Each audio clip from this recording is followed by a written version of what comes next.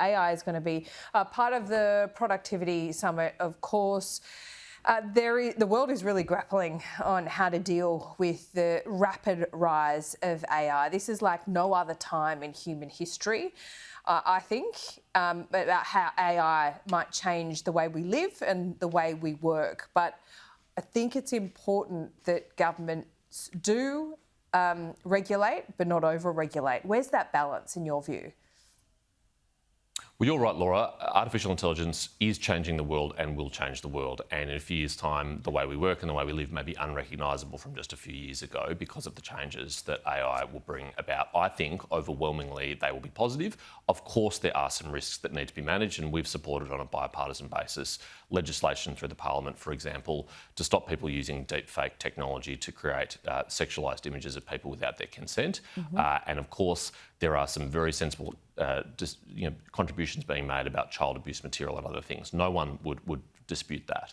On the other hand, though, AI adoption and rollout is inevitable. It is technological change and progress that no one can stop, certainly not Australia. And so the head in the sand attitude of some players in this debate is only going to hold us back. And I particularly single out the demands that the ACTU, the union movement, is making of the Albanese government to allow workers to have an unlimited right of veto to prevent their employer from rolling out AI in the workplace, to introduce AI as a matter for collective bargaining, when really collective bargaining should be limited to people's pay and conditions. I mean, these are absurd claims that some in the Albanese government, like Tim Ayres, the industry minister, appear to be entertaining, that would only hold Australia back and mean we miss out on the enormous productivity benefits to be gained here.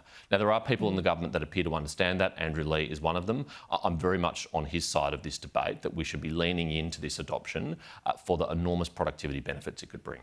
The unions are essentially, doing what the unions we expect them to do, saying, wants the government to basically legislate that AI can't replace any jobs. That's just not reality. That's just not living in the real world. AI is going to replace jobs. It's how these jobs evolve and adapt. What should government's role be in that?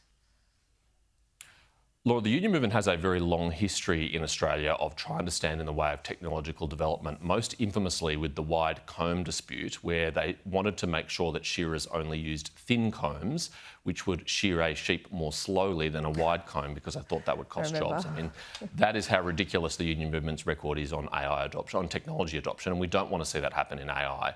So it is a test for the Albanese government, particularly at their productivity summit, that they must stand up against these unreasonable demands. They are absurd, and they would cost the Australian economy jobs and productivity growth. In fact, if the union movement is successful and stops Australian firms in adopting AI, all they will ensure is that those firms become uncompetitive and employees in those firms lose their jobs against competitors elsewhere in Australia or internationally that are successful in deploying AI. And there's now growing evidence about the productivity benefits, and not just in the private sector, but to the public sector too.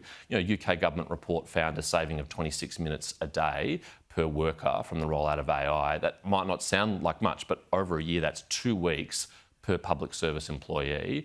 And a Microsoft Australia study with the Australian government found that 40% of employees who used it were being able to use their time on higher level tasks that only human beings can do, rather than lower level, basic tasks. So these are immense benefits to citizens and taxpayers that could be derived from productivity benefits from AI. Yeah, I think it's particularly unproductive to try and stop the flow, the tide of AI at the moment. James, we'll keep talking about this. Appreciate your time today.